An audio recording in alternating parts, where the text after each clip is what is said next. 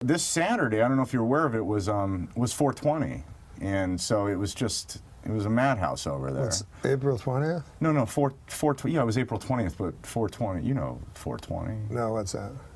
How do you not know? You've never heard of 420? Well, it's a big deal. I mean, it's real popular in the culture right now, and everybody's wearing 420 shirts, and you see 420 bumper stickers, and everyone's talking about it. 420 is a code term used primarily in North America that refers to the consumption of cannabis, and by extension, a way to identify oneself with cannabis subculture. Observances based on the number 420 include smoking cannabis around the time 4:20 p.m. as well as on the date April 20th. No, what date is that? What year? This was around 1970. No, this. Anyway, a widely discussed story says that a group of teenagers in San Rafael, California, used the term in connection to a fall 1971 plan to search for an abandoned cannabis crop that they had learned about. Huh? You know, dogs and humans love to run because it apparently gives them a natural high similar to that of marijuana, according to the University of Arizona. Wow. After running what are called cannabinoids, the chemical found in marijuana that gives you a feeling of euphoria, are higher in humans and dogs, and this encourages them to run again. To 7-Eleven for a Slurpee. Veterinarians in Colorado have reported that marijuana use is on the rise amongst dogs. They say you'll know if your dog is too high if it starts making a really tall sandwich. They like sweets better What's when they're that high. mean? Yes, I don't know. In England, a woman was arrested for throwing a birthday party for her 16-year-old son that included marijuana, alcohol, and strippers. Now she's got even bigger problems. What to do for his 17th birthday? Whatever. Oh, why not? Smells like a fucking pot dispensary in here. Oh, Norm, let's stay on track here. Let's stay on track. So it's been hard for me to get Chris, on. I feel like I'm getting. It's getting You normal. know what I'm saying? I'm making sense. It's not you, is it? No. No, I'm not gonna. Let's move the show in a good order here. But you don't seem. You seem different. You know, okay, I'm gonna go out. I'm gonna go out of It's order. okay. It doesn't No. matter. It doesn't I'm matter. gonna remember this. It's legal. It's legal. Okay, it has to do with what you just Medicinal did. Norm fucks marijuana with is people. legal. The most painful thing in the world for me is, and I realize, and it's so true, one of the most, not physical pain, but just mental pain, is waiting to talk. And that's what I was doing out there. You know, you're outside there, they're talking, but you're waiting to talk. That's not all you were doing outside. It's legal. It's legal. It's legal. I almost don't want to admit this because it makes him look so bad. No, but he made me smoke pot, America. This is the truth. I don't believe in God, but my truth. My truth. Outside, he goes, "Come on, you'll smoke, you'll smoke, you'll smoke." I'm like, if you want me to smoke, I'll smoke. I didn't plan on it because I get chat. People that smoke pot more than you think, you're always fighting with them when you go, "I only smoke pot 4 times a week." You're just saying it casually. They're like, "You smoke more than that." Like, relax. What are you afraid? I'm not admitting I'm like you. 4 times a week seems like a lot to me. Does it really? A little. Look into my eyes. I'm serious. I'm very serious. No, I don't know who Bill Boggs is. The name sounds familiar.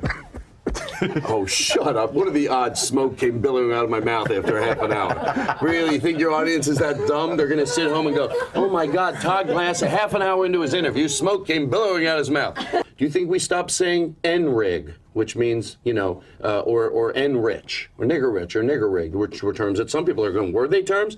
Because, well, it's a fine. Or do you think we just shouldn't use people? Or what they say when you, people, stop with that joint there, you're getting spit on it. So, no, hold on a second. So most people would say that we stopped those things because it was egregious. Yes. I know what I'm saying. You know, I know. And so you have to say. I was trying to give you another example. My friend, he would get stoned and he'd go, "I thought of all these ideas and everything, you know, but I never write them down." So he goes, "I'm going to write them down. I'm going to have a little notebook and write down whatever I think is funny, you know." And so he said he woke up one day after getting really stoned, and on his pad he had written, "That's really funny."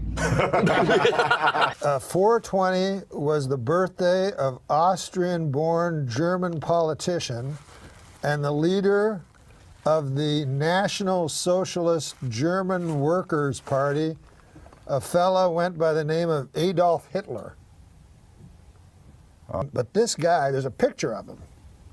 Adolf Hitler Very compelling kind of a figure. Odd-looking duck. But there's something about his eyes. Hypnotic. His eyes are almost entirely black. He was a decorated veteran of World War I. And he joined the war. Hold the fort. He hated Jews. I'm sick of these kind of characters. I think we should kill Hitler. Me and you, go suicide, kill him. Yeah, it was like died 50 years ago, probably. Did he? I didn't even know he was sick. He wasn't, well, no, that's fine. I wish I could find a Hitler of today and go kill him.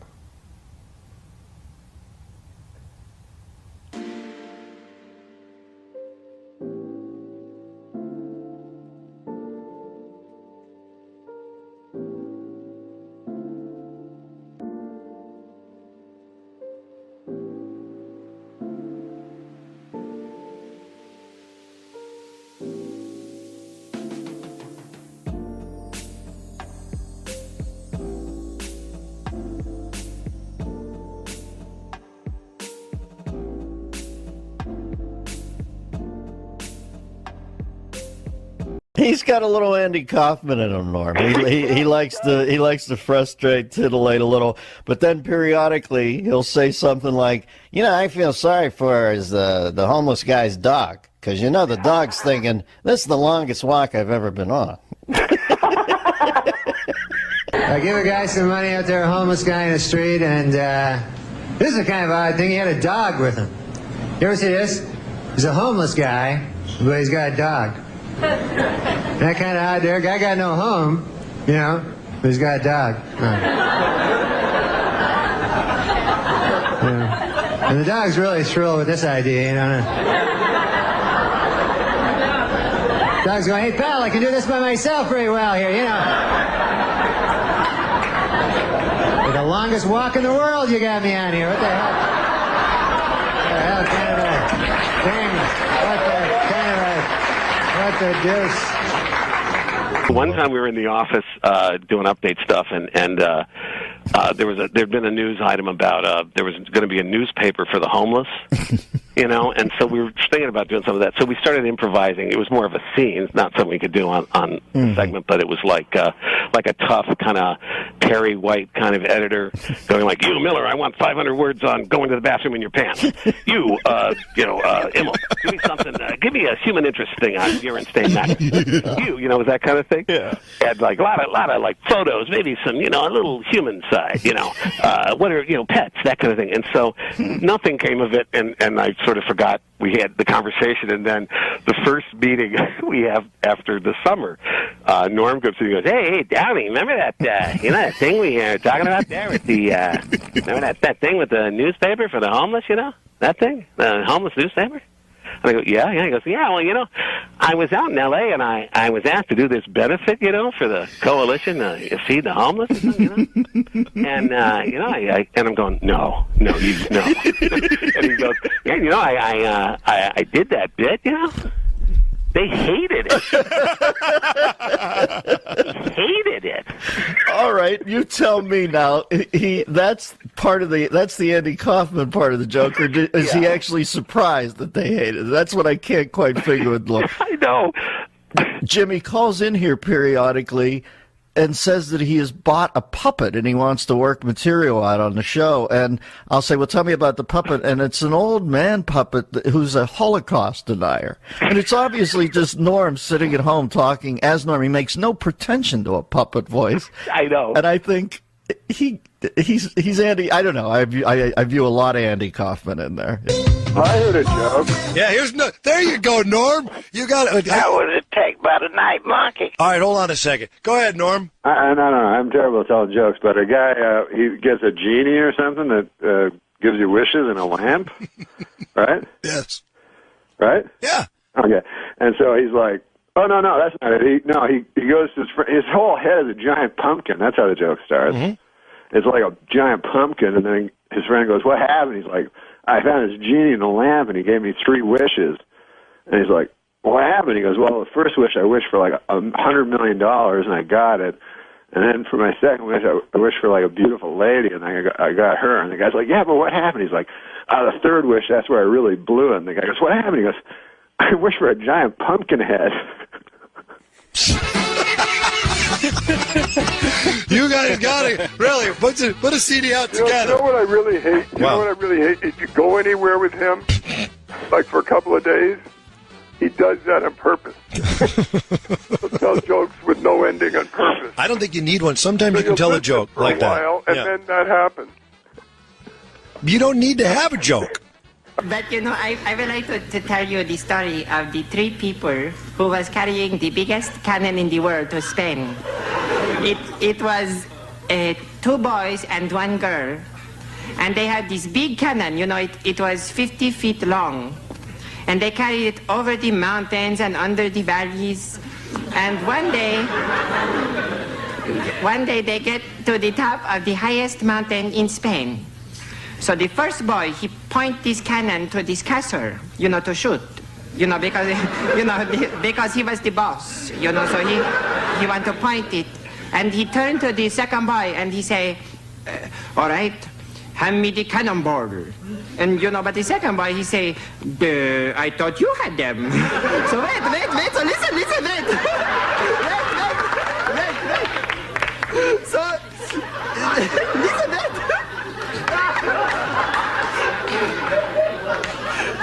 So they both turn to the girl, and she say, "Don't look at me."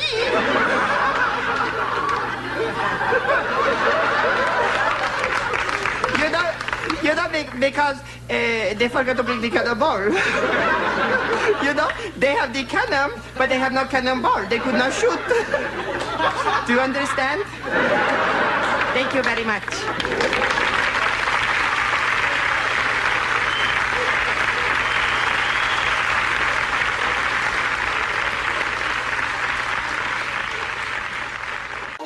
These broken pieces I hold in my hands don't have a chance to mend at all. Before they get thrown into chaos again, I try to pretend I'm whole enough to stand in this world so unsteady. I'm sorry. I'm sorry. You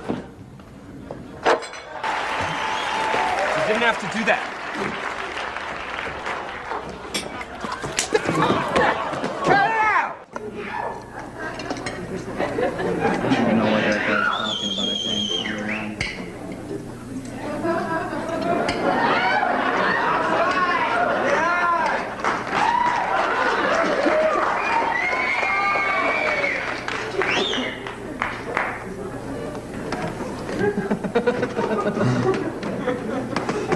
You know what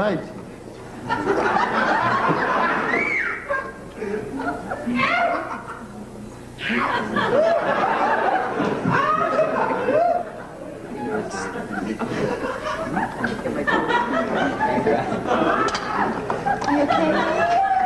okay? Something wrong, Carl? You okay, honey? I can't, you know, I think I'm gonna have to order some wine. Yeah, wine. Yeah, we have some. I can't. Can I just?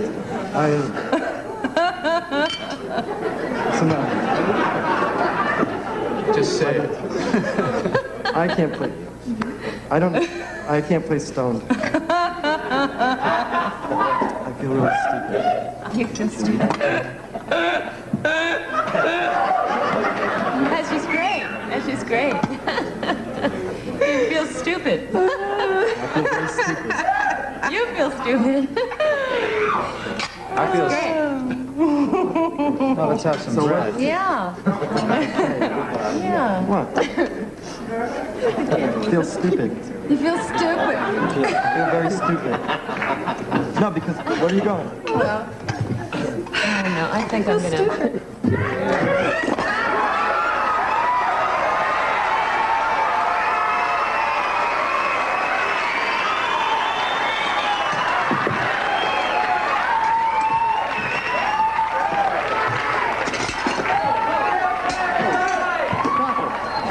Come on. No, hey, this is all in fun. It's all in fun. Come on. All right, hold on. It's all in fun. What are you trying to do? This is all, It's all in fun. Come on. where are we now? Cut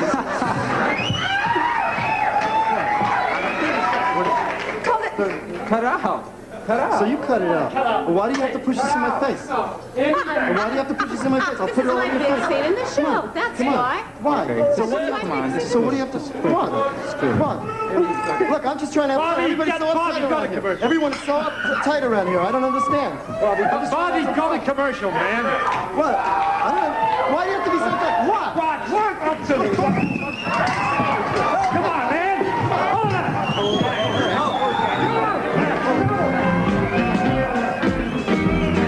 I watch old TV shows. Yeah.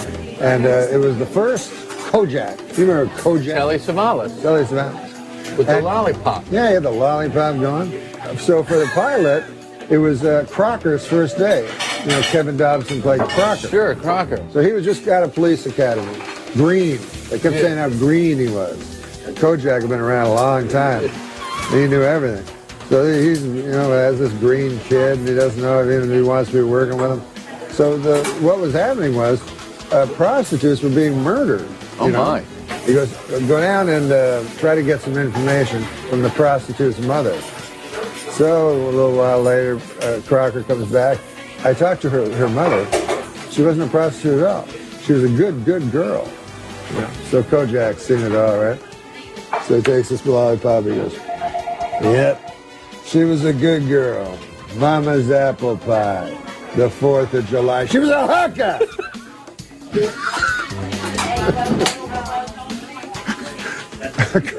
Crocker was too green to see it, you know?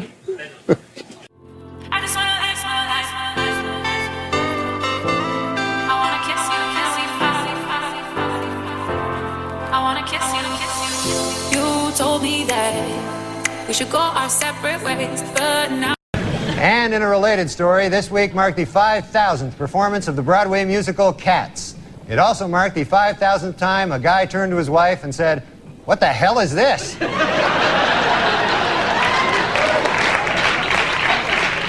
Just your manager, Jimmy. Oh, is he back there? He asked me to go to cabaret with him tomorrow night. Is that true?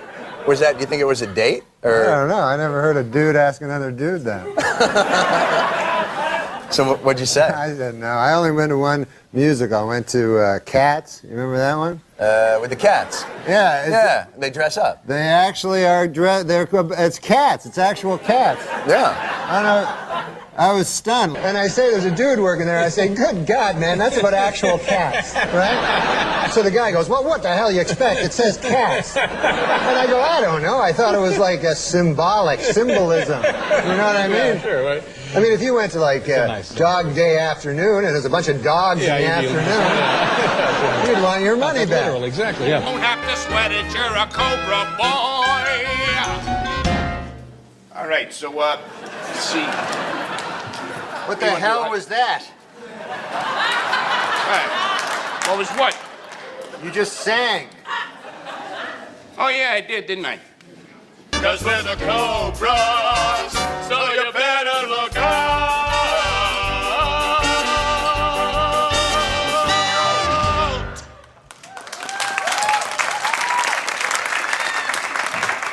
What?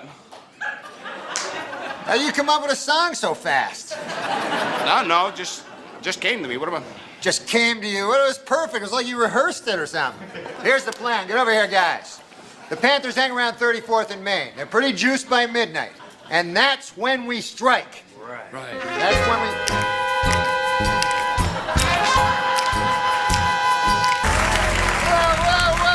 Whoa. What the hell is this? What are you doing? We're being Cobras. Ah, look, that's it. What is up with you guys? What? He started singing, then he started singing, then he started singing, then he started singing. So I started singing. It happens. No, it does not happen. This was clearly choreographed. The Panthers are coming to get you. I saw them down the street.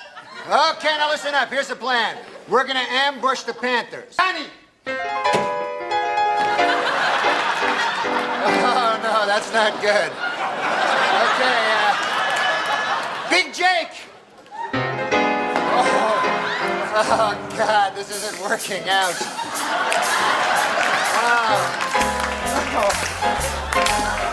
Cobras! Cobras! Panthers! Cobras! Panthers! Cobras! Panthers!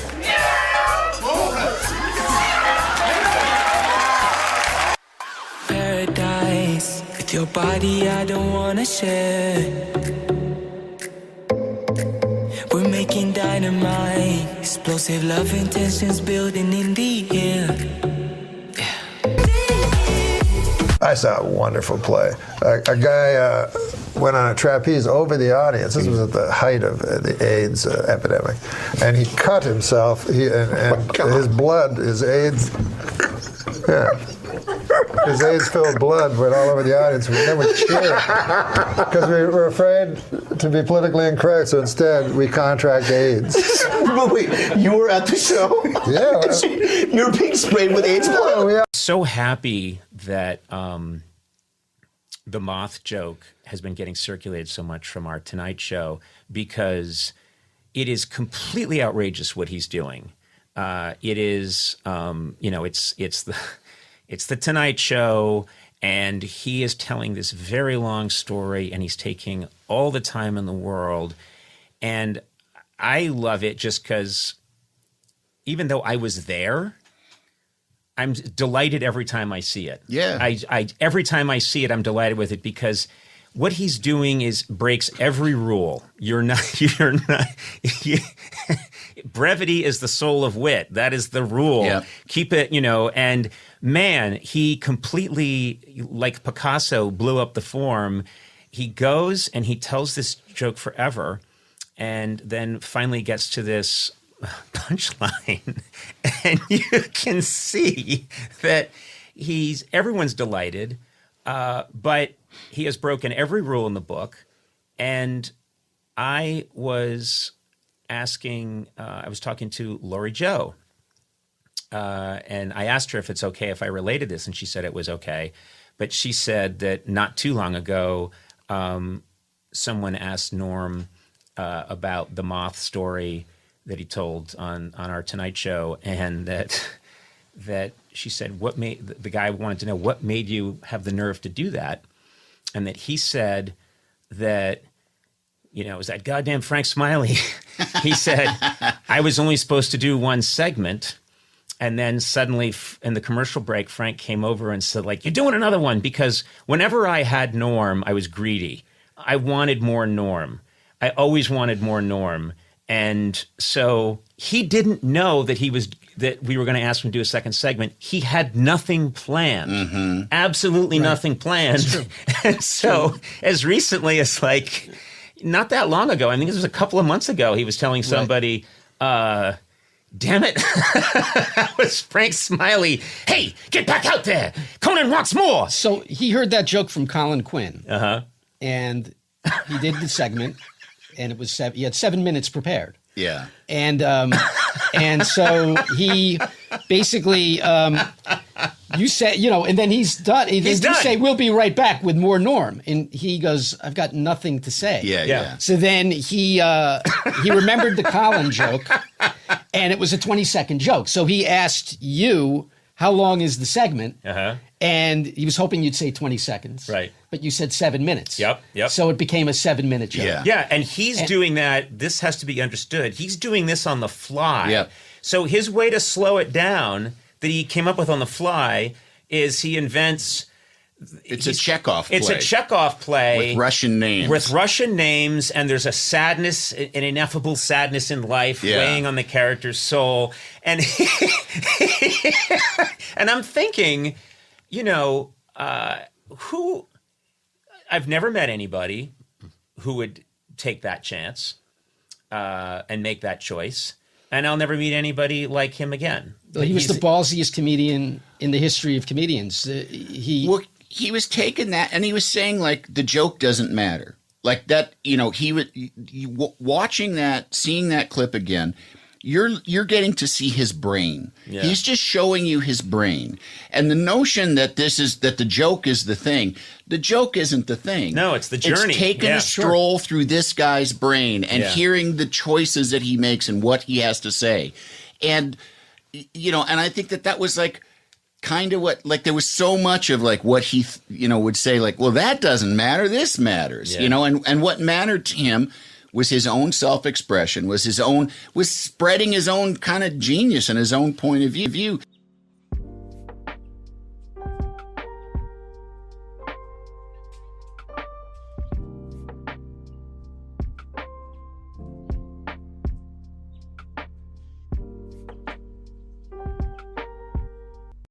So we're seeing it a little bit in process here, but obviously we watch you on late night shows. We hear you. I just heard you on Howard Stern. We watch you on your podcast, and what we find is suddenly we're sucked into the vortex of a nearly 9-minute joke that we have no idea how it emerged or where it will lead and what will happen with it, except that it will be very funny, and we'll be trying to get everybody to listen to it the next day. How do you come saying, "Oh, I have a joke"? You mean like a street joke, like a real street joke? You mean like an actual joke? Well, I mean like the like moth joke or the Dirty Johnny joke. Yeah, I don't make up those jokes. They're just out there? No. Have you ever tried to make up a joke? Like, no comic in the world can make up an actual joke. Like a guy walks into a bar and this happens. This is startling information. Oh, you didn't know that? No, I thought you come with these things written down on paper, right? No. They call like a comedian's act jokes, but they haven't been jokes for years. It changed with Alan King to observational comedy. Like talking about crabgrass in your neighbor's fucking yard or something. I don't care for Alan King. Well, a lot of America is upset right now because there's a huge Alan King audience here. Oh, yes. Yeah. Or maybe it's Larry King. So you're dodging this a little bit. So these are old jokes that you're stealing from Rich Little? Not Rich Little didn't tell jokes. No, but like the moth joke, for instance. Colin Quinn told me that joke, and he said, have you ever heard of the moth joke? Meaning it was a famous joke. And I said, no. And he said, a moth goes into a podiatrist's office, and he says, I have terrible problems, doctor, and I think I'm going mad. And the podiatrist goes, oh, well, that's too bad, moth. But why come to me? I'm a podiatrist. You should be going to see a psychiatrist. Why did you come to my office? And the moth says, because the light was on. So that's a good joke, yes. But that's not your joke. That's not my joke. So No. I was on the Conan O'Brien show, and I was going to do one segment, and at the end of the segment, he said, we'll be right back with more Norm. And I'm like, what the fuck? And I'm like, I thought a guy was going to show new Christmas toys. So I said, I don't got nothing to say. And then I remember that Colin Quinn, he said, just talk. So I remember that Colin Quinn joke, and which is about a 20-second joke, So I said, how long is this segment? Hoping he'd say 20 seconds. And he said about 7 minutes, So I made the joke 7 minutes long. No, I was just thinking, because they have that Viagra thing out. Yeah. And the other day, Bob Dole came right out and said he was one of the first. Yeah. And you don't want to hear about Bob Dole's cock, I mean, President Clinton's cock, Bob Dole's cock, what the hell? But mostly, an old man like that, you don't want him to have a super hard cock. You know what I mean? Why? Why? Because an old man, you want him to be got a pipe going, a newspaper, the dog at his feet there. Well, that in some corners is considered pipe. Oh. But now they're going to have to create some goddamn pill that makes women aroused at the sight of a fucking 70-year-old dude with a super hard cock. You know what I'm saying? It's crazy. This Viagra. It's insane. And you know what it's for? Impotent people. All right, it's for impotent guys. So get this. I read this. The pill can make your cock hard for 4 hours. Right. So now, who has the 4-hour hard cock? The impotent guy. The rest of us are fucked. Me and you got our regular cocks. Meanwhile, fucking Spade is, Prefer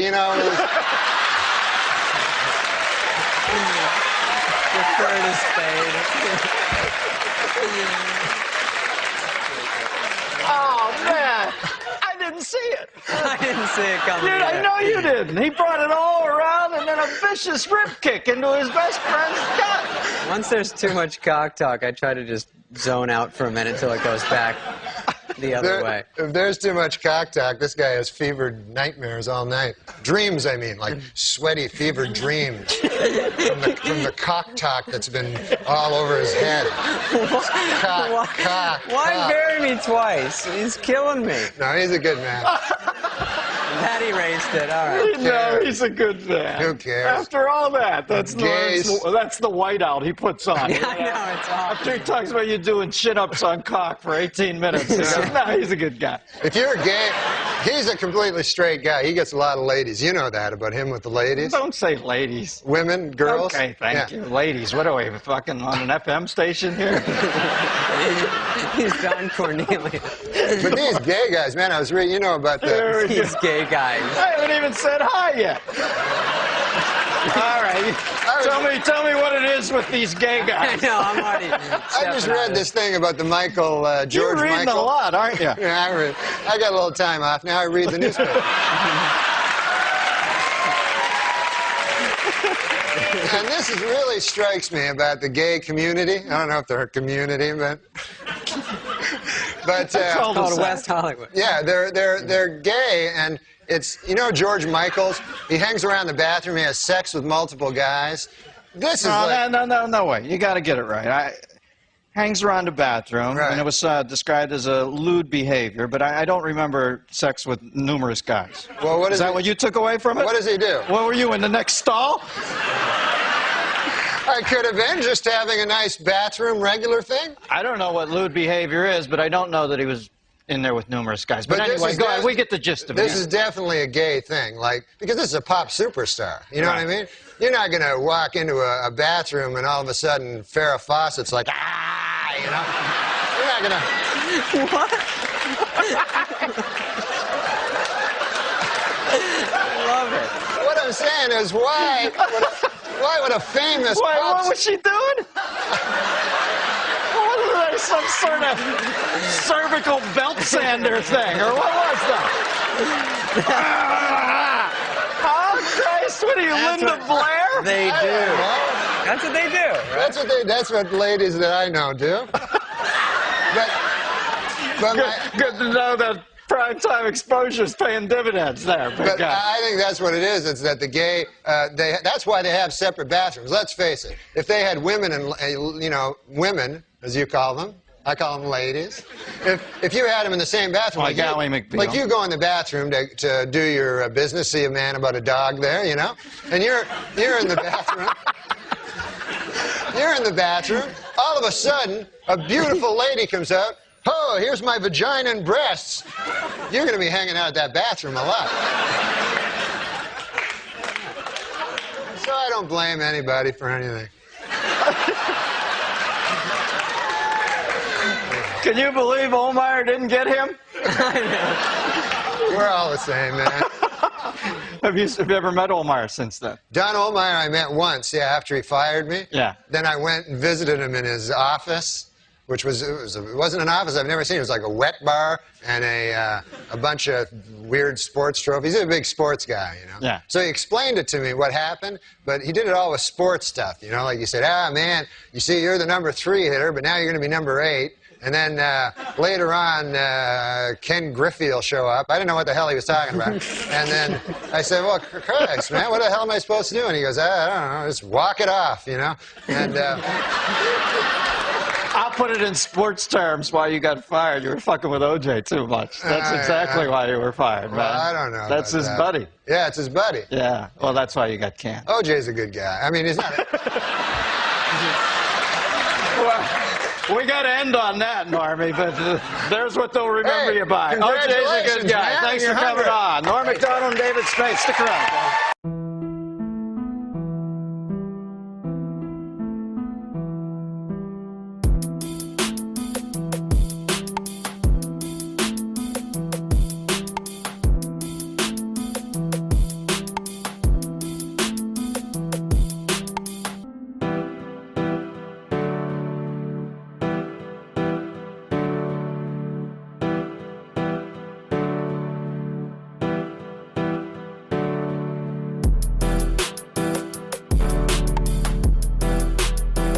The iron horse of broadcasting. It's iron. You don't pronounce it iron. That's what everybody No, tells It's the iron horse. Like Lou Gehrig was the iron horse of baseball. Yes. The word I-R-O-N is iron. No, iron. Iron. Right. Not. It should be iron.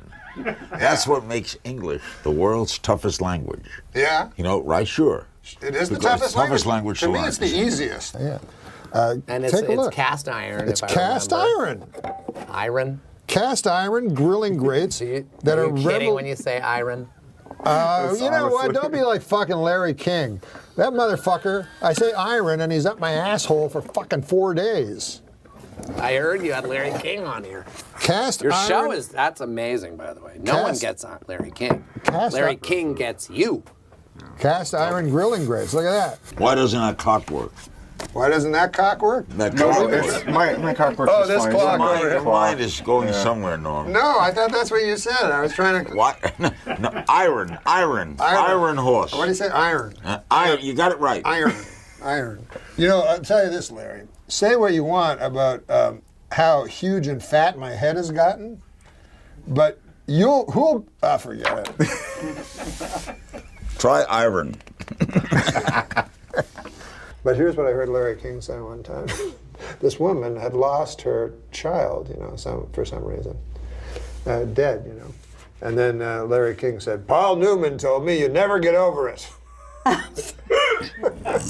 a psychopath question. That's what I heard Larry King say to a guy once. The guy had lost his child. Oh, no. And Larry King goes, Paul Newman told me you never get over it. It's like some unfeeling psychotic. I had all my kids on Larry King one time. Yeah? And I had my little boy Buck. He was about 7 then. I had all. You mean all it was 5 one of those my ones where it's a bunch of chairs Yeah, in there? all 5 of my kids and.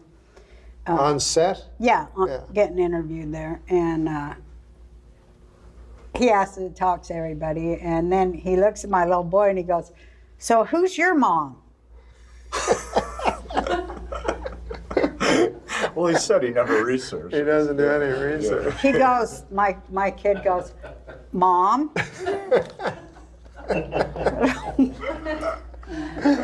But it's We hate the most.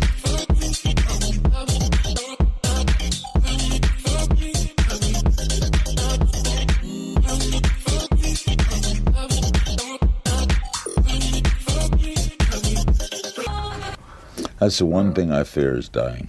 Man, that haunts me. Because the thought of not existing, it's like, what the new thing they call it is? Dirt nap. Good God, Larry. That's what they call it, a dirt nap. You would not say that on Hulu. No, I wouldn't say that, but I'd say it here. Terry, he's sitting in the chair you were sitting in, and I asked him, what do you think about most of the time now? You don't have a show anymore. He goes, death. It's like, good God. I'm trying to do it. I'm trying to do a little breezy conversation. And he's like, I don't believe there's anything afterwards either. Just dirt. You're smothered in it. I'm like, all right, easy. And he looks like he's been already dead 10 years. He looks so much older than he does, doesn't he? We saw him in Hawaii. Calm your fears about death? Yeah, please. Be serious. Are you being serious? I'm being completely serious. Because I used to be, as he knows, obsessed with it. And I would ruminate it all night on it. And then I came to a realization that you and death will never intersect. As long as you're here, death is not. As long as death is there, you are not. Yeah, but since you know it's coming. Oh, but you don't want that. And we were like, Jesus Christ, it's like, I don't know, like a gargoyle. But then the next month or so, remember, I went to do a show, and he looked good. Like, I guess they put makeup on him. Oh, yeah, they get the people that work over at Madame Tussauds. but then he lights up, of course. It's like those performers that, like Rickles, and then he's on stage, and all of a sudden, so that's the great thing, I guess. You want to go... But knowledge, I have the knowledge. I can't take away the knowledge that is coming. I don't believe I'm going anywhere. You don't? Do not. Do not believe in a higher power looking down on me. Why a bomber in Boston?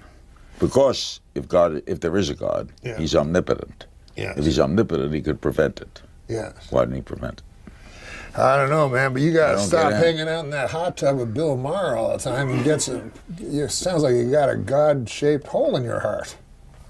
What the hell are you talking about? My favorite story of all time is Pistorius.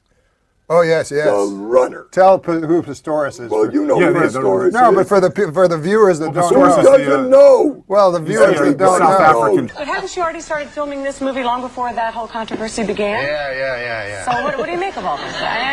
What do I make of it? Yeah, what's the point? The point of what? They're trying to make, Who? So you got to explain to the people. No, they read the papers. They know. Yeah, they know. What about that Dormer? This guy who killed the cops? Yeah, explain to the folks. I don't want to explain anything. If you're going to say that after everything I say, I'm going to leave. No, I've heard people say that. This is the cheapest thing I've ever been involved in. No, I've heard people say that. If I didn't love you, I would be so gone now. I can't tell you. Tell the folks at home who Jim Downey is. Oh, he's the late writer. No, Jim was a writer on SNL back like at the beginning. Yeah. That was one of the things I love so much is that Mulaney. I heard that Mulaney would write all the stuff for Stefan. Tell the folks at home who Mulaney is. John Mulaney. People at home. Kid. You know, I went to a tennis match in Indian Wells. Yeah. And I saw Rafael Nadal play. He's my favorite. Rafael Nadal. Explain to the folks who Rafael Nadal is. Oh, my God. He was a manufacturer of turkey coops. Now, can you explain to the folks at home what a turkey coop is? It's basically it's a 100. I think that if Kim Kardashian were to go to Vegas, she could do Carrot Top's act and take things out of her ass. Am I going to have to explain everything to you? No, to the folks, explain who Kim Kardashian is. Never mind. Mr. Reiner, FBI, may we come in? Oh, absolutely, gentlemen. I'm in my shorts. I was just woken up. They wanted to know if I knew... Explain to the folks what the FBI is. The Federal Bureau of Investigation. How would you describe your comedy? Tell the folks at home. Why would you ask me the worst question in radio to describe my comedy? No, but tell the folks Why at don't home. you describe Blue to the audience? I'm going to tell you the greatest talk show in the history of talk shows was Mike Douglas. Mike Douglas. And his co-host was Sly. Now, people are going to think that's Michael Douglas. You should probably explain to the folks. Well, who's watching? Is this in the United States? Well, I'll explain to the folks. No, don't explain everything. Mike Douglas. Oh, Mike Douglas take everything out of it. There's no sense being here. The door's going to open, and there's the poem. There's the poem. That's the poem. We should explain to the folks that was Michael Jackson. Let's explain. Yeah, explain who Michael Jackson is to the people. Everyone knows Michael Jackson. What are you retarded?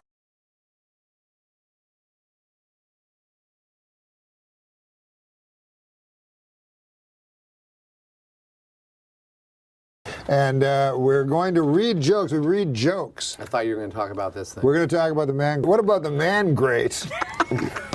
Is that like a genital cleanser? No! No, my God. What is the man grate, you ask? Okay. Huh? Fine, I didn't, but... You didn't ask. It is 100% made in America. Cast iron grilling grates. It's iron. You don't pronounce it iron. That's what everybody tells me. It's the iron horse. Like Lou Gehrig was the iron horse of baseball. Yes. The word I-R-O-N is iron. No, iron. Cast iron. Iron? Cast iron grilling grates that are kidding when you say iron? You know what? Don't be like Larry King. That I say iron and he's up my asshole for 4 days. It should be iron. That's what makes English the world's toughest language. Yeah? You know, right? Sure. It is the Because toughest language. To me, learn. it's the easiest. Man, great. Great. Have you heard of the man great? Yes, I have. You have? Yeah. Where'd you hear about it? On Adam Carolla's podcast. Wow. Yeah. How about that? Do you have a father? Man great is the perfect gift for this Father's Day. Is he alive? Yeah. Yeah. 100% made in America. If he was dead, it would have been a really bad moment in the commercial. Your dad's alive? No. God damn it. I'm sorry about your dad. That's fine. Your father's dead. But you have children. You are a father. Yes, and I'm not dead. Yes. Maybe you'll give me one and I'll give you one. Is your mom still alive? My mom? Yeah. No, she's dead. Jesus Christ, is any of your relatives alive? Is man great? They're revolutionizing the way people grill. What, Adam Egan? It's true. You haven't heard of the revolution? You can put chicken on this or steak. That's not that unique. It has heavy duty grilling grates. Why are you laughing? You think the grilling grates are flimsy? These are very heavy. Yes, no, but that's part of the charm. It weighs a lot of pounds. Is that heavy? Yeah. Listen, man, what was that Vegas story? Jesus Christ. Sorry. What is in that? Again. It's revolutionizing the way people grill. Jesus. What? I thought it was like a, all right. You want to hear what it has? Yeah. It has heavy-duty grilling grates. Listen. No more dry meat. What do you think of that? Good. You want your meat juicy. Oh, come on now. Don't make it sound like a fat, plumpy, delicious cock. No more flare-ups. You know, in your barbecue, there's always been flare-ups. It was named one of 2012's best grilling accessories. There's more facts about the man grate than about Nick. Why are you laughing? You're making a mockery out of the man grate. Chicken, steak has never tasted so good.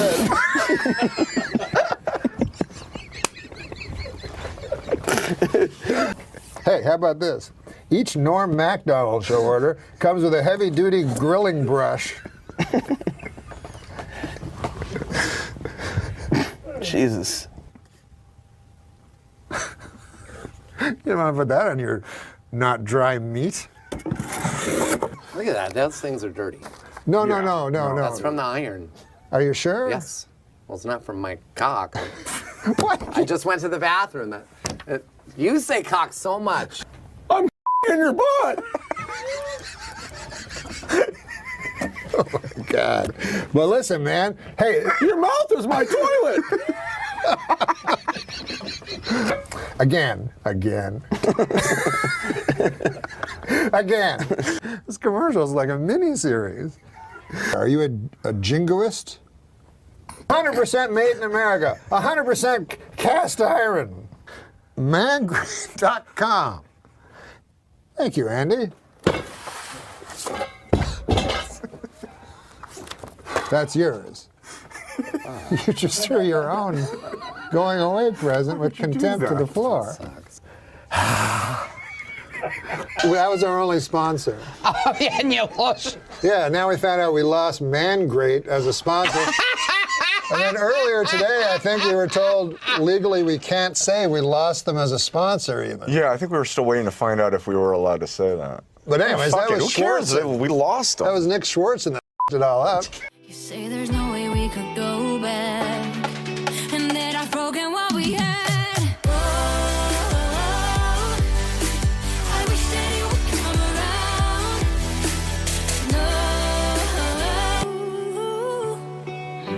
around. One of your lesser known, but one of my favorite things you've ever done is a commercial you did for the Mangrate.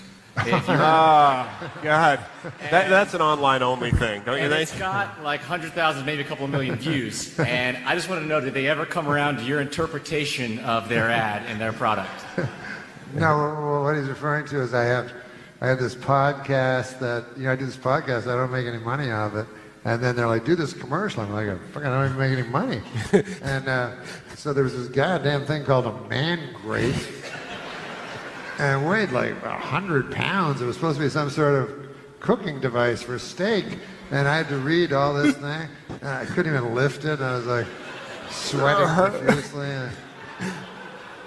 And talk about what it was. And then, I don't know. It gets very colorful. Like what? It gets very colorful. It gets very colorful. Yeah, and I'm not going to say what I said here in a house of worship. But no, they never came around to seeing the... that sponsorship ended. That sponsorship ended without amicability. This is what you never hear. He made love to me in the ass.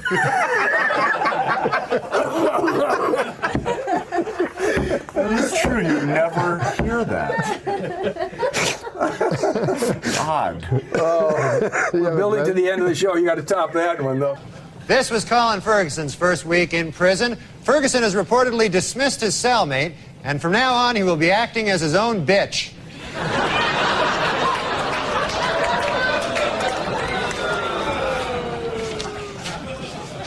In Carlsbad, Texas, a tanker truck crashed into a prison bus, injuring 16 inmates.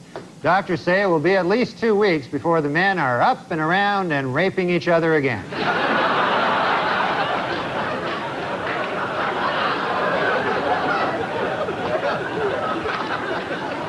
At the Davis County Jail in Utah, a judge has ordered that 17-year-old Wes Howard be placed in the general prison population after he complained of being unfairly segregated from the adult inmates.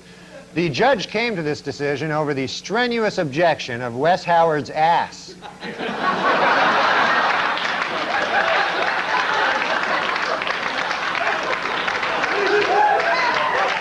Across the nation this Monday, banks and government offices will be closed in observance of Martin Luther King's birthday. Meanwhile, at the Riverbend Maximum Security Prison in Nashville, Dr. King's assassin, James Earl Ray, will spend the day being raped continuously.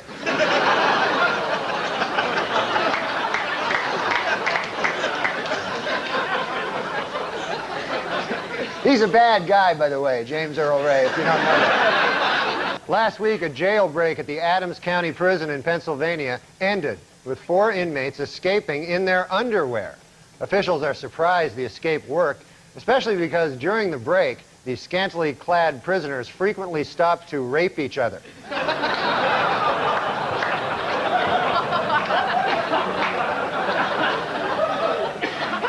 It was revealed this week that mass murderer Richard Speck, while serving a life term in prison, was videotaped with hormone-induced breasts, snorting cocaine, and having sex with a man. The film was apparently made with prison video equipment and a $300,000 grant from the National Endowment for the Arts.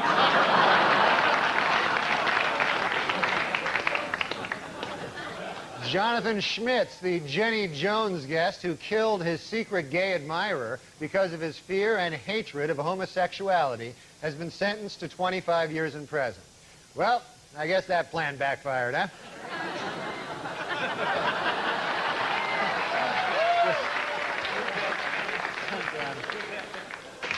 This week, the California Department of Corrections confirmed that Lyle Menendez and model Anna Erickson were married in prison. Following the ceremony, Menendez spent a romantic wedding night being raped by 2 white guys and a big black guy. In South Dakota, inmates at the state penitentiary say that a new policy which allows officials to read their mail is an example of the routine violations of individual rights in prison. A better example would be the daily anal rapes, but I guess they want to start off small and then work up to the daily anal rapes. You know, they'll start off with the reading their mail, you know. And in Oklahoma, prison officials are considering an interactive video system for parole board hearings, which would eliminate the need for inmates to travel to hearings from prison.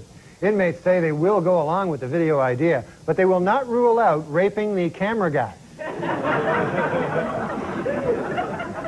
In New Zealand, a convicted swindler who weighs 670 pounds has been sentenced to house arrest because he is too big for prison. According to prison officials, it took 4 inmates just to rape him.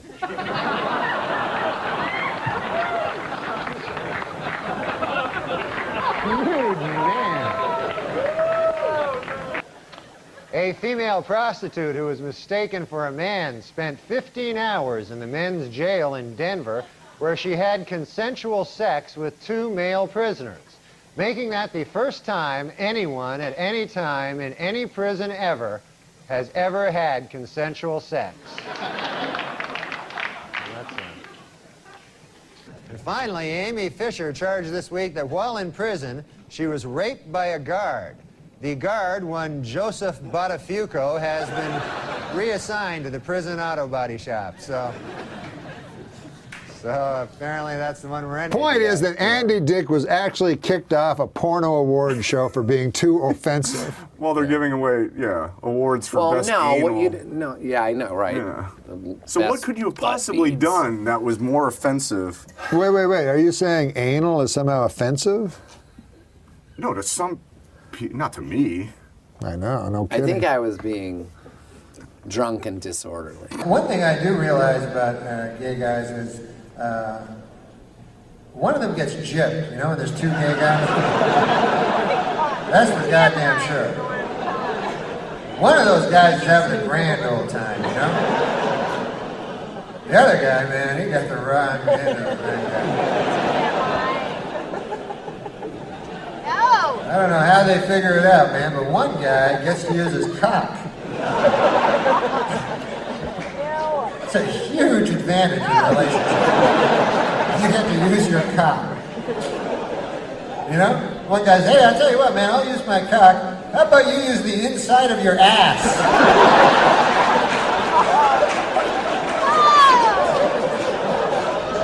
The guy's like, I'm not sure that's fair, man.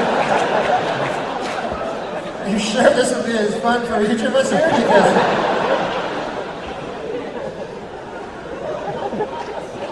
Because I'll tell you, man, a guy's cock, it likes everything, you know? Really, when you come down to it, you could fuck a chocolate cake, you know? It'd be all right. You go, hey, it's my companion. It's a chocolate cake. I fuck it, you know? I fuck it.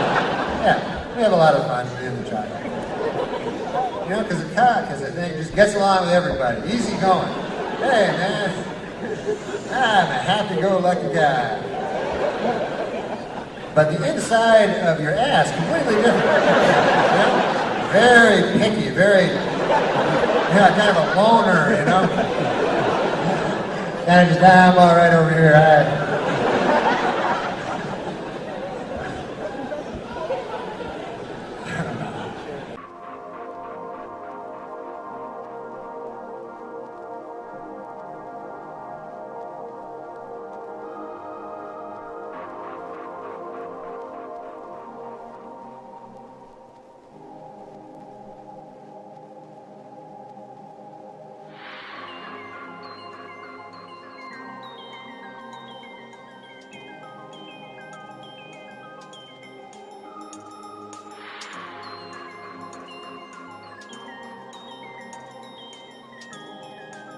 Told you before the show I was going to, because you know so much about George Burns, I was going to tell you this joke that I heard George Burns tell, and I simply don't understand it. This was the joke by George Burns that he said was his favorite joke of all time. Okay, so here it is. Maybe you've heard it. There's a vaudeville act, and they're 2 guys, and they're in a bar, and they see their comedic hero sitting at the bar, you know. So they walk up to him, and they go, my God, it's so great to see you. This is such a pleasure. He says, fellas, it's not a good time. I just lost my wife this morning. And the vaudeville guy goes, oh, we know how you feel. We lost our trunk on the way here. There was a great actor, and his name was Wilton LaCoy, and he's a Broadway actor. And every summer, he would play about 8 weeks of vaudeville. And he was a tremendous actor, like John Barrymore. And he played Cincinnati. And the Cincinnati was on the bill with a little act called Brown and Williams, a skating act. And when they saw Wilton LaCoy, they were flabbergasted. I never thought they'd play on the bill with LaCoy. And you rehearse about 11 o'clock in the morning, and then you do your show in the afternoon. And after rehearsal, LaCoy went into the bar to have a drink. And Brown and Williams went into the bar to have a drink, and they saw LaCoy, and they were thrilled, and they went over and says, Mr. LaCoy, it's a pleasure for us to be on the bill with you. And he says, thank you, boys. And he said, and Brown said, we'd deem it a pleasure if we could buy you a drink. And LaCoy said, thanks, fellas, but I'd rather drink alone. I just got a wire saying I lost my mother. And Brown says, we know just the way you feel. Our trunk is missing. Yeah, I get the joke. You get that? Yeah. Okay, well, let me explain something to you that perhaps you may have missed. Yeah. And there's no reason you would ever know it. When you're in vaudeville, the trunk is your whole life. It's for all the props and everything. All the props, all your costumes, all your makeup. If you have no trunk, you cannot do your act. Oh. So it's an inside show business joke.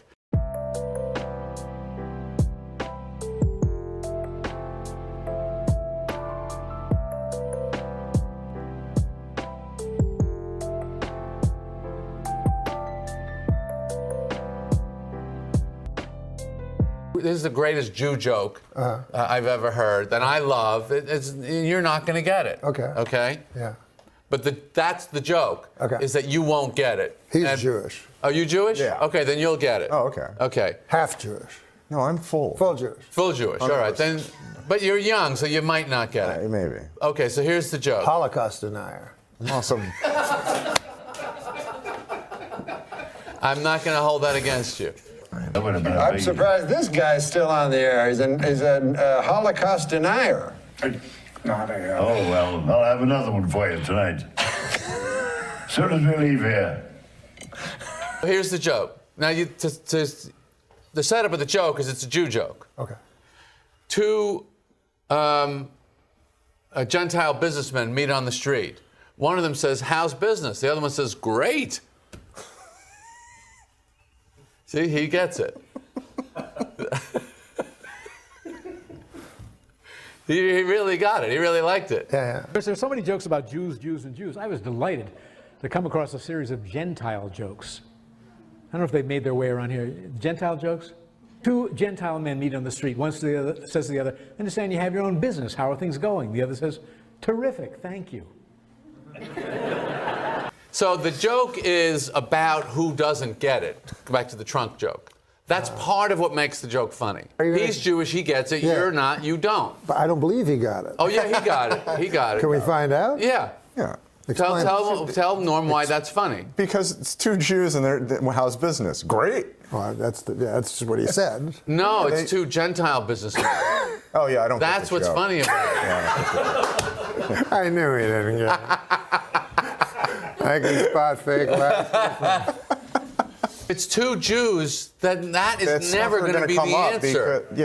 Because they're going to be. No matter how business is, they're all going to complain. It's going to be fucking 20-minute reasons. Okay, you just fucking saying it 2 seconds after he says it.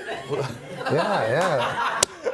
Isn't that interesting? Yeah. And here do you like the joke? Yes, though? I do like it. It's a funny joke. How much do you make doing this? You know, zero. Don't make it funny. Come on, you got to get something. Don't make it funny. I think these fellas do over here. No comedian shows up anywhere for nothing. Gentile.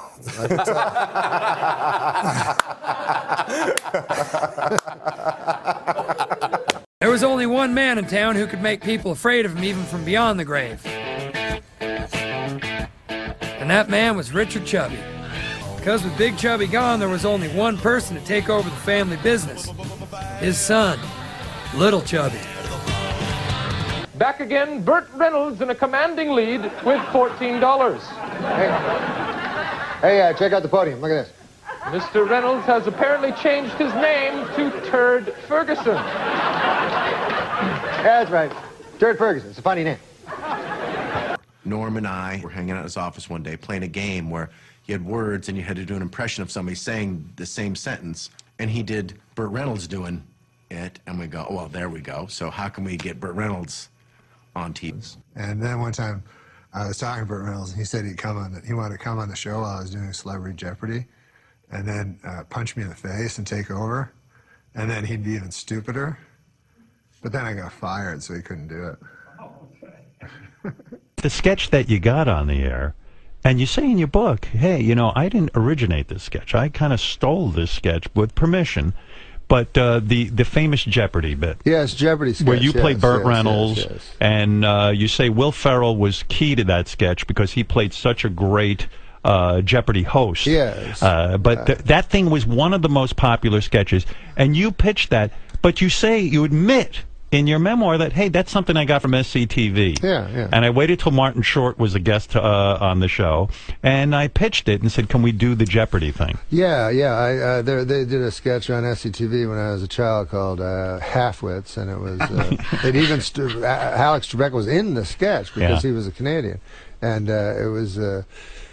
You know, it was just these kids. It was you know, when two schools would fight each other, and so it was real stupid. So I always loved that show, and I said, you know, Celebrity Jeopardy, they always ask such easy questions, and the celebrities are all so stupid. It would be great to do it. Unfortunately, they've already done it, and I feel like I shouldn't just steal a sketch. Right. So when Mr. Short came to do the show, who later became my friend, I said, who wrote that sketch? You know, and he said, Eugene Levy. And I said, maybe we could phone him, you know, and get permission. Get permission. And so he said, yeah, we'll do a conference call. And I said, no, I'll phone, you know. I'm a man, you know. Yeah. So I phoned Eugene Levy, and I asked him, I told him the whole sketch. I said how much I loved the first one, and I asked permission, and he was kind enough to give it to me. There was no better show than that SCTV. That was unbelievable, God, right? It was amazing. It was amazing. Unbelievable. Why does Turd Ferguson? Why does Burt Reynolds hate Alex Trebek? You know what's funny is I wrote that sketch because on Saturday Night Live you have to do impressions once in a while. Mm-hmm. And I don't do impressions, you know. But I do like 4 or 5 guys from when I was a kid that I liked, you know. Like Letterman I liked, so I could do an impression of him. And when I was a little kid, Burt Reynolds used to be on The Tonight Show, and he was like the funniest guy ever. So I wanted to do Burt Reynolds, but I couldn't figure out how to put him in anything. Right. And so I wrote the sketch Celebrity Jeopardy so I could do my Burt Reynolds. And then when it comes time to tape it, like Lauren told Costume to have a white hair for me and a white beard. And I'm like, no, Lauren, I don't do Burt Reynolds. I do Burt Reynolds from the 1970s, from Smoking the Bandit. Because that didn't make sense either. Nobody knew why. Why was it 70s? I know, it made no sense. But it's funny, like you say, Turd Ferguson, because on one of them I go, Burt Reynolds goes, you know, that's not my name, you know, to Alex Trebek, you know, and he forces himself to be called Turd Ferguson. He forces Alex Trebek to call him Turd Ferguson. Right. So anyway, somehow that caught on with some people. So still to this day, like sometimes I'll be walking down the street and a guy will go, "Hey, turd!" And then I go, "Thank you," and then everyone else goes, "What? What is going on? What kind of universe is this?"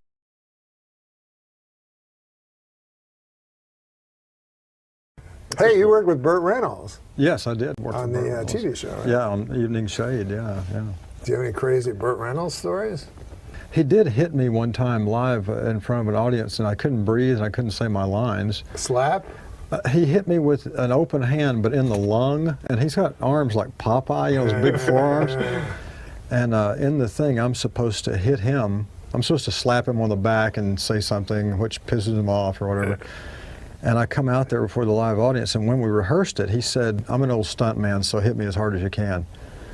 And I guess I hit him really hard because his natural reaction, I guess, was to hit me in the lung, and I couldn't talk, and they had to sort of suspend the big show for a few minutes while I got my breath back. I wanted Burt Reynolds on the show, and he was like, "Oh, you don't want him. He's crazy." And I'm like, "No, I don't want you. I want him." Like, I kind of wanted a crazy guy. Which is what I wanted to talk to you a little bit about. Oh, yeah. Burt was Reynolds, this notion he of is crazy. Yeah. Burt Reynolds. But he's I remember funny. one time he caught his hair on fire when he was over On the lot. Yeah, he was making. shave? He came over and he had caught his hair on fire. I don't know how. Like, we're like, oh, you better go to the doctor. You've got a big friggin' hole in your scalp. Because Roseanne's show was on the Radford, right along behind. with Seinfeld and Evening Shade. And I remember hearing a story, all his stories about Bert. And he would go on his hiatus, he'd go away and hire people for the show. And then people would show up, quit their job, you know, in whatever bar he just found them in. That's great. And they'd come and go, we're ready to work. And he'd go, what? And they'd just pay him off. And the guy'd have to go home. But can you imagine that? Like you're in your little town and Burt Reynolds shows up at your candy store and offers you a job. That's kind of, what was he thinking? I don't know. But I think he had some, you were talking about you had OCD. He must have had some crazy stuff. I met Burt Reynolds, though, which was an amazing... Was he pissed? Because he doesn't have a big sense of humor, does he? You know what Burt Reynolds loves to do is slap you in the face really hard. Yeah, he's like one of those masculine guys. He's punching you, you know. But no, he was real nice to me. And did he slap you? He told me really funny stories. He told me he was in Deliverance, you know, which I loved. You know, he said, you know, I used to do my own gags. Gags, I guess, are like stunts. He was a stunt man. Yeah. And so he said, you know, they had this gag and where I went over waterfall. And what, a so car I said, or something? No, he just fell, you know, this wasn't he just falls off a waterfall. Bandit. This was like Deliverance. They were in the middle of Right. So he says, I'll do the fall. We don't need a stuntman. Frankenheimer says, no, we need a stuntman. He goes, nah, we don't want that. He goes, okay, well, we'll just use a dummy. We'll just throw a dummy over, you know? Yeah. And he goes, no. So Frankenheimer's idea was just to throw a dummy over, and Burt Reynolds said, no, absolutely, I'm going to do it myself. So Burt Reynolds says he does it, and he said he did, you know, he said some term I'm not familiar with, you know, I do a half pike or something like that. He said his shoulder immediately hit a rock, then his head hit another rock. Oh, God. And then he said, the next thing you remember, he's way downstream, all his clothes had been torn off him. And he looked up and he was just like in shock, right? The next thing he remembers, he's waking up in a hospital. John Frankenheimer is at his bedside. And he goes, then I said to John, how'd it look, you know, on the daily? And John Frankenheimer said it looked like a dummy falling off a clock. So that made me laugh. So he does have a good sense of humor. He has a very good sense of humor. And did Bert smack you around a couple of times just to show you where it was at? So what was the first sketch that you ever got on, or what was the first written material that you ever got on the show? I wrote a sketch for the first show because Burt Reynolds had just was on Larry King Live and was kind of famous at the time that because he was in a contentious divorce with Lonnie Anderson, and he was wearing this crazy purple suit on Larry King Live, and he announced, I will, you know, Lonnie Anderson is lying, and I will get her on this show with you, Larry, and we'll both take truth serum. And I was like, truth serum? What? Is that even a real thing? So it was so funny. And then so I wrote a sketch where they both drank like from beakers of truth serum, you know. And Lauren did not care for it. It opened the show, you know. It was like a big hit at the table. What's his name did Burt Reynolds? Phil Hartman. Oh, wow. It was Phil Hartman and Jan Hooks. And it just... the next week, Lauren like pointed to it as the example of what we should not be doing on the show. He said it was just the, you know, he calls things Carol Burnettish, you know, which is the ultimate insult. He said it was just the most Carol Burnettish type of sketch. But I didn't know what I was doing. I don't know. And he let me do it. It got all the way to the air. He chose it, and he put it on first. Not my fault. I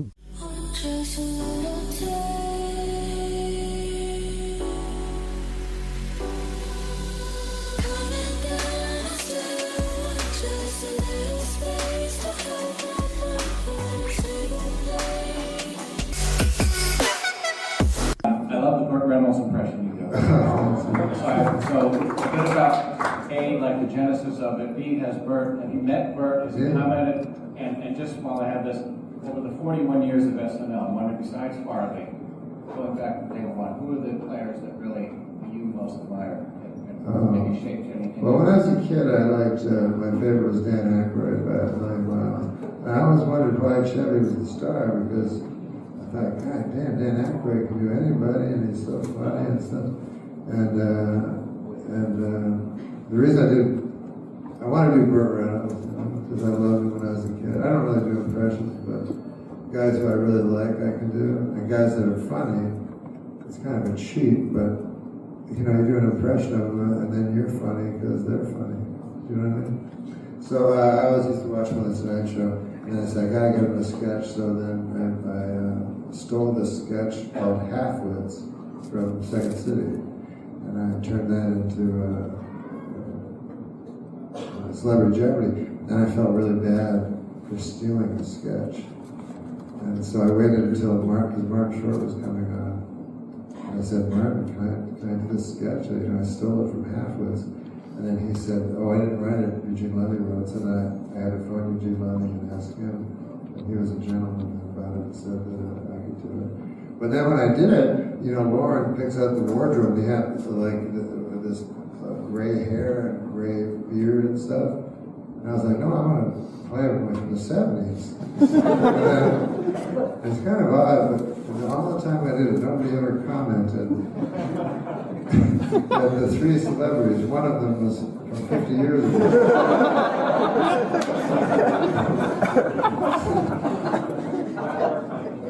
Oh, Bert, yeah, no, I met him, and goddamn, that guy was funny. He just told me the funniest stories.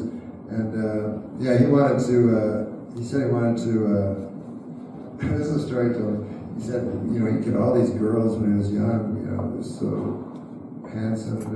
He said one time he was in a hotel, and there was this beautiful blonde, and she said, like, just come up to my room, you know, have a lot of sex. So he goes up to her room, and they're kissing on the bed and stuff, and then he said she whispered in his ear, and she said, I'll be right back. I have to take a dump.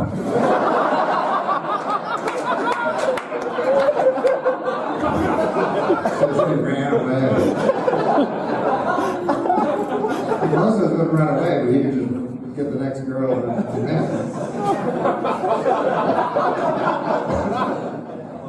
Mike Wallace was a great friend. I lived down the hall from a woman who had Alzheimer's, and her son just stopped visiting her, and she took the notion that I was her son. This was when I was a young man. She took this notion that I was her son, and she had a bleak apartment. No, it was empty usually. And so what I started doing, I would get pictures from the store. You know, they came in the, you know, the picture would come in the frame, and I would put the picture down, and then that would spark something. That woman go, that must be my son. You see what I mean? And I would just put things all over, and I put a ring one time on her finger. Now, So was she this thought- supposed she to thought it help would her, be- or you were just playing with her? You were just Both. screwing with her? Both, Okay. both. It was to help her and to entertain myself. And in a way, when you think about it, isn't that what we all do in life? It's a lovely upbeat message to end on. You know, if you need kicks, find a person with Alzheimer's and fuck with them. For her amusement and yours. It's a lovely message to go out on. Yeah, we can't go out on that. I mean, I think so. Mike was a grand guy. I said, he had dementia at the end. That's funny to you. You know, McDonald, I want to tell you. No, it's a very odd thing to say. If you're looking to broaden your horizons, I don't think it's wise to laugh No, because at you someone just who said- had dementia. I'm not laughing at that. I'm laughing that you said. He was you the best. just said. I loved him. Mike It was Wallace was a sad. great guy. He had was- dementia at the end. It was sad that he had. You didn't Why say is it that was sad. funny? You said it as if that's what made him a great guy, was his raging dementia. You're not hearing things well. So how You're not did you- hearing things so well. how did I you- made a face like it was sad. Not that he was great because of dementia.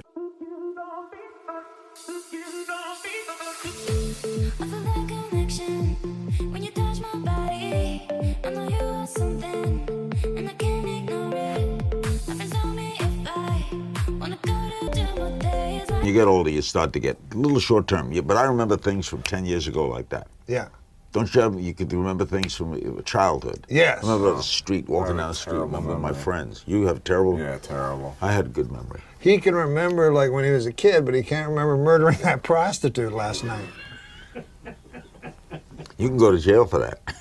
It's a whole new law. I've been told. How old was she? I don't remember. It's like with comics, it's like you have to love doing what you do and actually do it. You're so you know right. what I mean? Like you can't just like be lazy. That skates by for when you're naturally funny, you can be lazy at first, but eventually you got to get your shit together and work. It's, you know.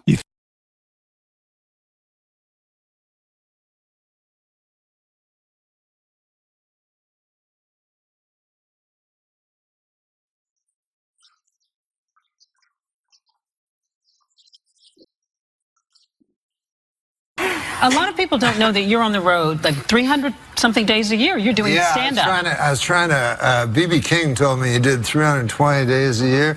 Big man, you know, with, you know, and he had to prick his fingers. Everybody used loose steel. So I said, I'm going to try beat B.B. King. If he can do it, I can do it.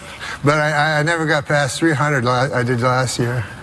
But it was kind of a lot. Wow. You're like the Jay-Z of stand-up. These broken pieces I hold in my hands don't have a chance to mend at all. Before they get thrown into chaos again, I try to pretend I'm whole enough to stand in this world so unsteady. O.J. Simpson's new fitness video was released this week, and hitting the shelves next week, Simpson's newest video, Dorf on Stalking.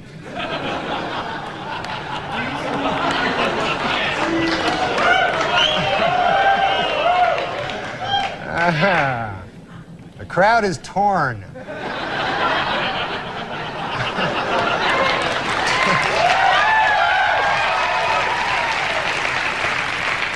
Liza Minnelli has gotten word she'll have to have a hip replacement operation.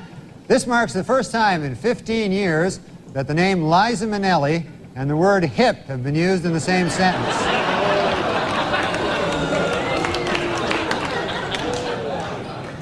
Well, let's get to O.J. O.J. Simpson's lawyers say they don't want the families of Nicole Brown and Ronald Goldman in the courtroom during the trial. They're afraid the presence of the family members will just remind O.J. of how much more killing he still has to do.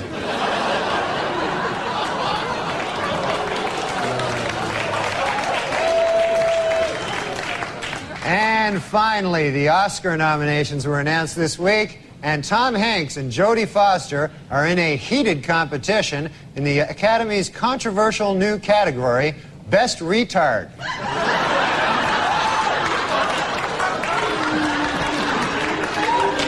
To illustrate the point that their client is running out of money to defend himself, O.J. Simpson's lawyer said this week that if he had to do it over again, after killing his victims, O.J. would now rob them as well. That one you find troubling?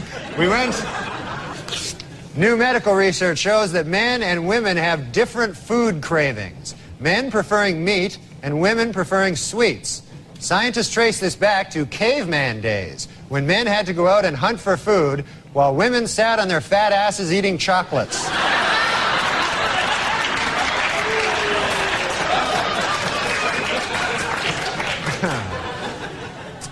This was Colin Ferguson's first week in prison. Ferguson has reportedly dismissed his cellmate, and from now on he will be acting as his own bitch.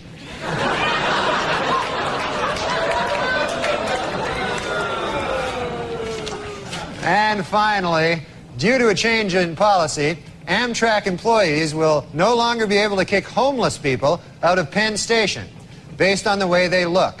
From now on, they will have to go solely on urine stench. This is our top story tonight, this week in the O.J. Simpson trial. After grisly photos of the murdered Nicole Brown Simpson were shown in court, O.J. turned his head away and wept. It was at that moment that he realized he would never be able to kill her again.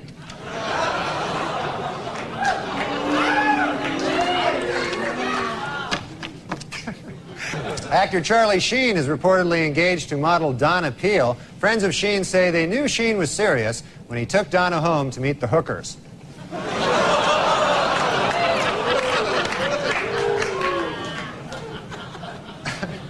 Meanwhile, Washington, D.C. Mayor Marion Barry attended the march and called it a beautiful display of unity and solidarity among African Americans. His only complaint, the complete absence of crack.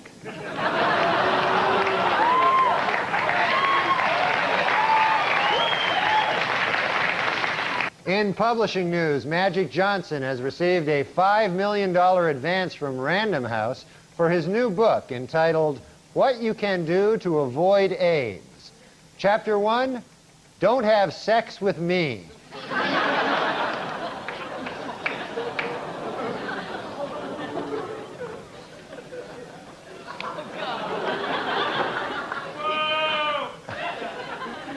Officials at the Philadelphia Zoo report they have actually been able to preserve sperm from an endangered one-horned rhinoceros. The sperm will remain frozen at the zoo until Michael Jackson comes by with a check and picks it up.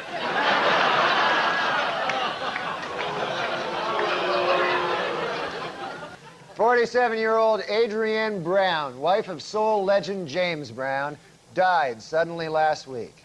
Most shocking of all, she was not killed by James Brown."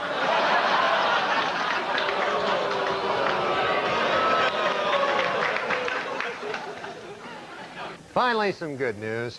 According to her doctor, legendary actress Katharine Hepburn is recovering nicely from her recent illness, and they have even upgraded her condition to decrepit.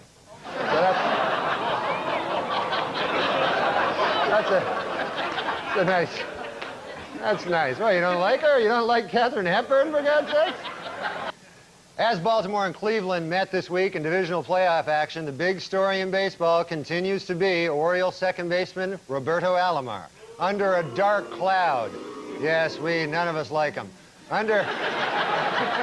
Well, according to a new Entertainment Weekly poll, 72% of their readers say they would not be offended if a TV show lead character were gay.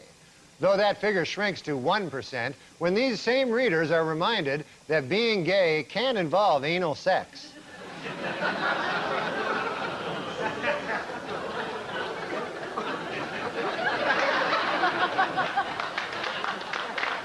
This weekend, veteran news anchorman David Brinkley apologized to Bill Clinton for an election night commentary in which he called the president, quote, boring and uncreative. Admitted Brinkley, there was certainly nothing uncreative about the way you moved Vince Foster's body. President's a murderer. You didn't know that? O.J. Simpson was in a different courtroom this week, attempting to regain custody of his 2 children.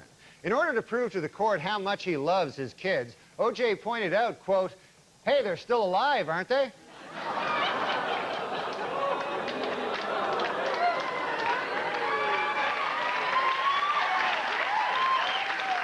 According to O.J. Simpson's niece, Terry Baker, when O.J.'s mother, Eunice Simpson, first heard about the slaying of Nicole Brown, she exclaimed, he did it. Reached for comment, O.J. said, my mom was just guessing. I hadn't even told her yet.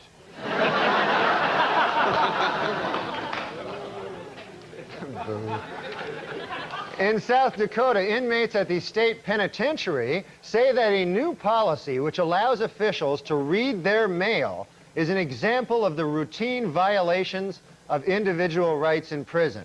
A better example would be the daily anal rapes, but I guess they want to start off small and then work up to the daily anal rapes. You know, they'll start off with the reading their mail, you know.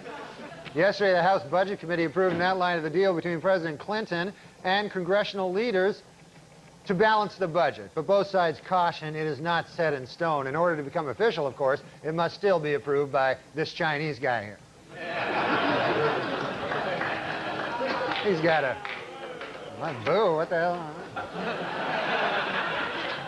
Safer drivers, men or women? Well, according to a new survey, 55% of adults feel that women are most responsible for minor fender benders, while 78% blame men for most fatal crashes.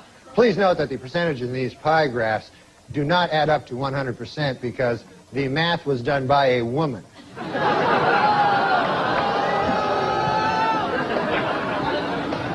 For those of you hissing at that joke, it should be noted that that joke was written by a woman. So now you don't know what the hell to do. No, I'm just kidding. We don't hire women. That Madonna's baby thing. Oh, yeah. Oh, Yeah. funny. Oh, you know, thanks. it's, I really have to give it to that guy that's the father, you know, Carlos... Leon. Carlos Leon? Or Carlos Leon, I forget which one. Because you got to have a lot of guts. That means he had sex with Madonna without a condom. Right? That's great. Michael Jackson. He said, I heard a quote where he said, I don't care if my child is a boy or a girl, as long as it's a boy.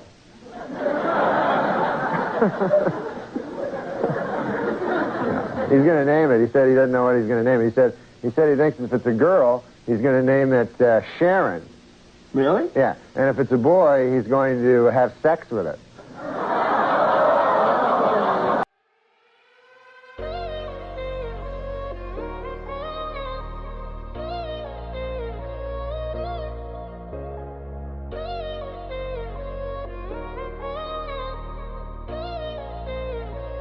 I haven't gotten funnier.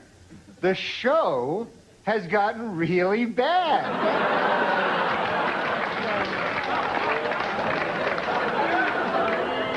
So, yeah, I'm funny compared to, you know, well, you'll see later.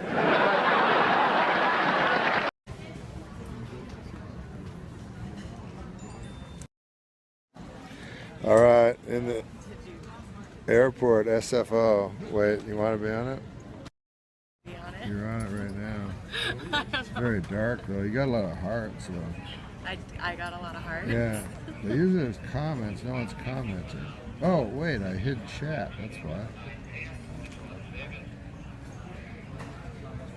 Maybe I just hid chat now. Chat hidden. Oh, I don't want that. Oh, yeah, now people are watching. So this is a live video. Yeah, they go, Does is it, that like, your girl? No. Does it cut off at any point? Hi from Scotland. No, it keeps going. Because how you doing, mystery chick? Because she's flexible. Oh, this is Are you awkward. wheeling at the airport? Who is this lovely gal? What's your name? Hannah. This is a Hannah. She's gorgeous. She's not too smart, is she? Oh, that's not nice.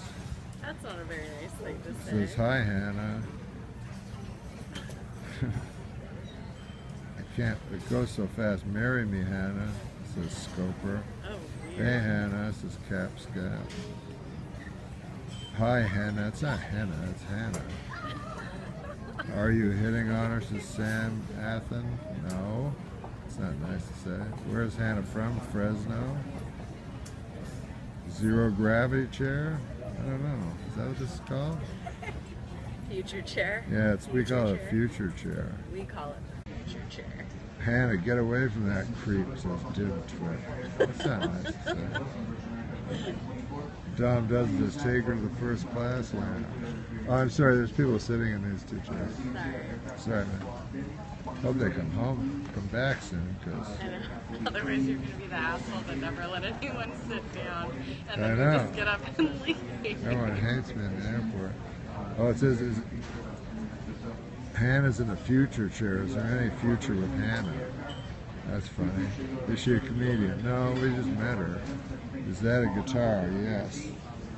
That's Josh's guitar. That's a nice table. Okay, now you're just getting idiotic.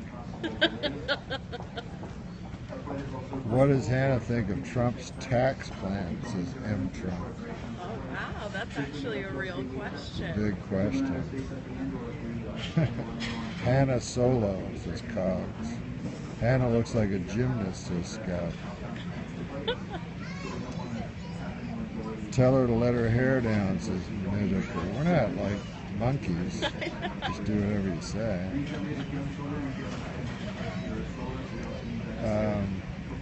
Does Hannah like fat guys from Wisconsin?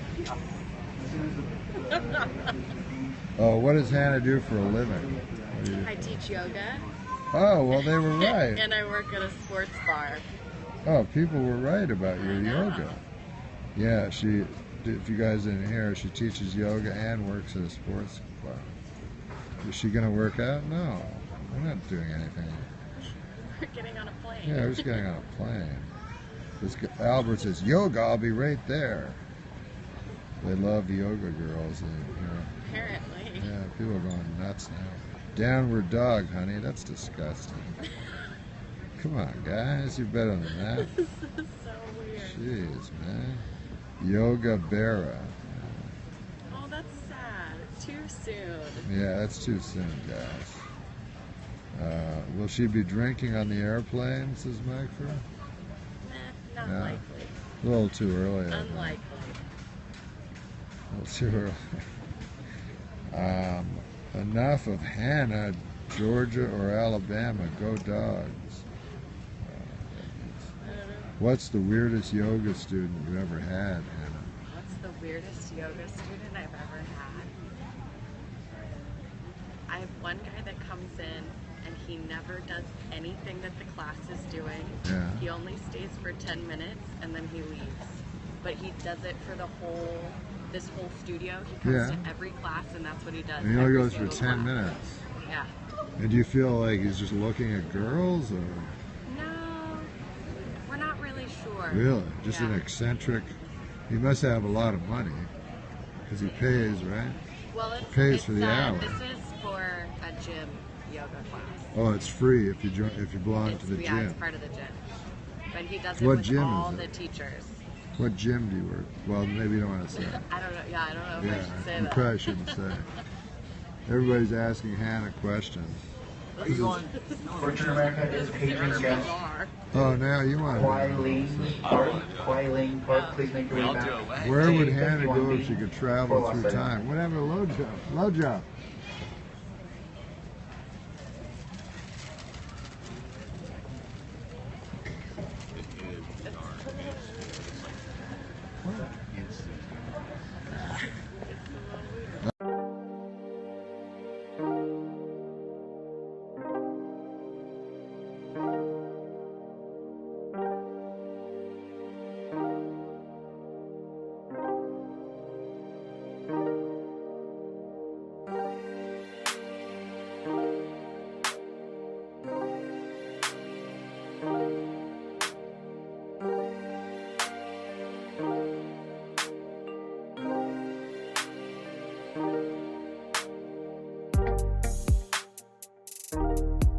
I've hit every comic with the same. And then you laughed in your act. I can't believe Norm MacDonald here, Baggage Claim, the talk show.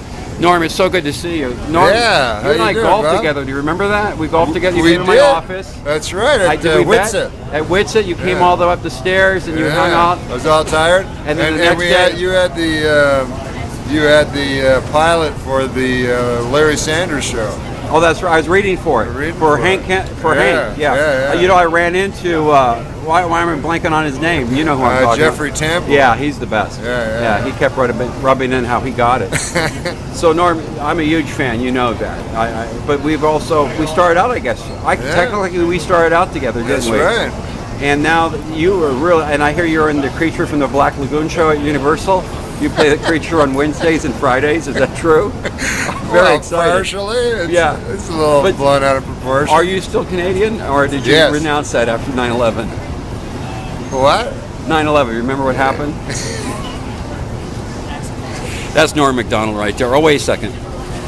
Yeah, no bags yet. I guess I have to talk to him more. So Norm, what you got coming up? You want to promote? You got any gigs out there? Yeah, I got gigs, man. I got a whole bunch of them, but I can't remember what they are. Yeah. That's Norm. He's probably almost 50 now, and it doesn't really click like it used to. But he's still funny as all heck. Norm, you know that's bad body language with your arms folded because you're closing yourself out. Hey, relax. You're a good-looking guy. You shouldn't really be ashamed. You know, I saw a bag over there with flowers all over it. Maybe that's your carousel. There were flowers on it. Let's be honest. So who are you talking to? That was another comic. Was it? Oh, wait. Nothing. Look at that. We're at the wrong carousel. Norm, thank you for being on the show. Thank you, Bob. Respect, man. Back at you. Yeah, do you know Nikki Cox? Yeah. Is she still with Jay? She's with Jay Moore. Yeah. But when she was on my TV show, she was with Bobcat Goldthwait. Oh, that's right. Yeah. I'm not a skilled interviewer. Let's fucking face it. I'm not a skilled. But what do you think is wronger? Wrong in more wrong. What do you think is more wrong? Having sex with a child, human being, or an adult pig? Like you've got to do one. That's the You got to options. do one. Yeah, you're on a deserted island. But do you actually think that they would like a man's sperm? A human being's sperm? A woman? Well, who? A woman. A woman would like a man's sperm. Well, yeah, she's been biologically programmed In her through mouth? millennia. But in your mouth, like, isn't that stuff like living? Isn't that like aren't those animals, little tiny tadpoles or something? I didn't know it was going to have to get this deep. All right, then. Are you doing this to be a funny thing, or do you really have to kind of I'm doing feel? it. No, I feel that I have an oral fixation. You know about that. I don't have that, by the way. If it's I don't not like this, I go straight. You don't like sucking cock? I don't like sucking cock. I mean, I have done it. Yeah, I wouldn't like it. You know why I wouldn't like it? Why? Aren't those animals, like inside the cum? Like I remember the sperm, you mean? Yeah. So to me, like it's a bunch of animals and stuff. But you remind me of a guy that's good at fucking. I love it. Fucking and sucking. Let's say you had an exact twin. Now Mary Willard, your wife. Oh, here we go. There could be a lot of... Wouldn't you go like, how do you not find him attractive? Do you know what I mean? That's true. He looks exactly like me. Yeah. And he's much better at sucking and fucking. No. I only smoke pot 4 times a week. You're just saying it casually. They're like, you smoke more than that. Like, relax. What are you afraid? I'm not admitting I'm like you. 4 times a week seems like a lot. Does it really? A little, yeah, but well, it's all relative. It's all relative. Yeah, as long as it's not hurting anybody. Yeah, but it doesn't. As long as it's not hurting anybody. But what about the audience, the stand-up audience? So aren't they the real victims? What's your dream view? You mean the show, The View? Yeah. The Who would guests? you, what 4 or 5 ladies would you want on there? Ooh, that's a great question. Susan Yeagley. That's your wife. You didn't even recognize her name. It's your betrothed. Betrothed. I had moved up from San Diego. Polly's like, come, move up. And then I had no place to live. So I slept in my truck for like 3 nights. And I slept at the parking lot at the Comedy Store. And I had no money, and I was broke. Both? Yeah. You hungry? I go, yeah, exactly. Bad lieutenant. Open your mouth. No, you didn't. Like a baby bird. Yeah. Okay. So, yeah, and then he. So you said yeah. Yeah, I go yeah, and he took me Am I hungry? I'm broke and I have no money. What do you think? I'm hungry. I'm hungry. Plus, I want some food. Do you feel you have white privilege?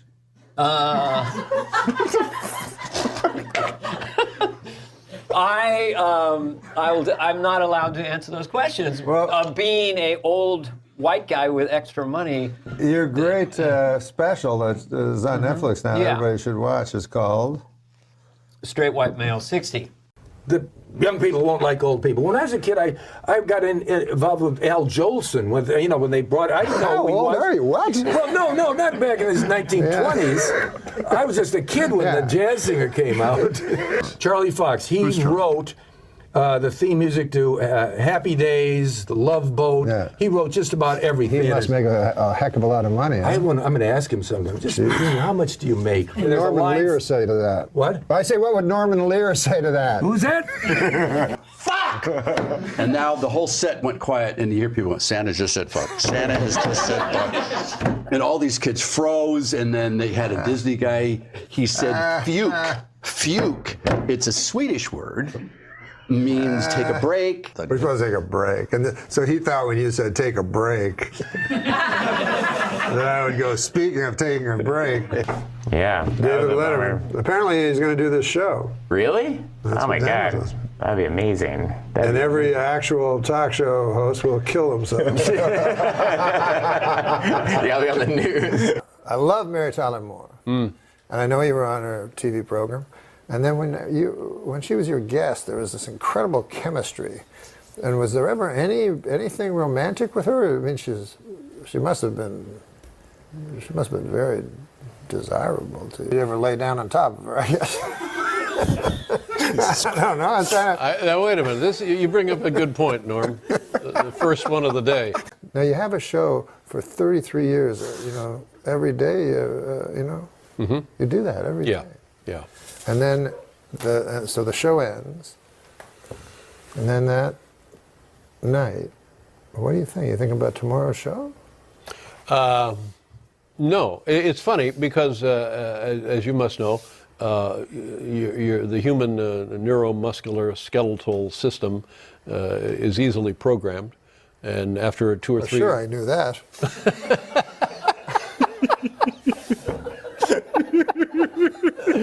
And so after as soon as you said that first word, you could executive produce a show with Sebastian Mancow as the star. I could do that. Yeah. And Well, what fun is that, though? Where's the fun part for me? Well, no, there's no fun for you. There's no fun for me. No, that's true. But what's the fun for you in giving a homeless guy spraying a handful of quarters and watching him dodge in and out of traffic? No, but so there's no are there no bars like the same way as there were gay bars when gays were? I couldn't go there. Oh, of course Can't not. you see that? I forgot. Yeah, you and me hanging out at the trans bar. I just don't, I don't think it's going to work. No. Yeah. Well, nowadays we can, well, that's true. Yeah, that's true. Wait, I haven't come out yet. Hold on a second. I am firmly on the side of womanhood now, but I am not a woman, nor will I ever be. 3 sentences later. I use the women's restroom because I am a woman. I changed my gender. I'm a birth certificate to female because I am a woman. So there's a little confusion there, right? Not for me. What's wrong with that? Well, here it says I am not a woman. Here it says I am a I always get anxious when I'm on a plane and I see a much bigger celebrity than me, and I think, well, if this goes down, is that I'm going to get almost mentioned. every I'm going to be flight? like small print almost every flight. Yeah. All right. We'll be back in a second. Unfortunately, the radio station launched the day after Princess Diana died, so it was it wasn't quite the sort of fanfare and celebration. Now a bit like when Farrah Fawcett died, and then it was usurped by Michael Jackson. Somebody told me the Queen murdered her. Yes, she did. Yeah. Yes, that's well known in England. Yeah. I'd like to apologise to the Queen. England's not doing well financially. Right. Can't you get you call them your mates? Mm-hmm. They're friends. Yeah. Everybody else in the world, they call them mates. Sure. Get a couple of dozen of your mates and go down to that Buckingham Palace and kill the old bag. To what end? Money. Right. Are you an old sea captain? What is this shtick that you? Because I'm pretty sure I've watched some of these other editions of the show, and I'm pleased to see that I've broken from the rule of only having white blokes on the show, which seems to be you only have white men and Roseanne because it's supposed to be a comedy. Right. But it's supposed to be. It's supposed to be. It's allegedly. I still feel that. I still feel in my heart, and I can only go by my heart, you know what I mean? I'm not a person that goes by my brain, I just go by my heart. That Bill Hader is ultimately unknowable. Yes, that's true. What do you think? I don't know. Okay. All right.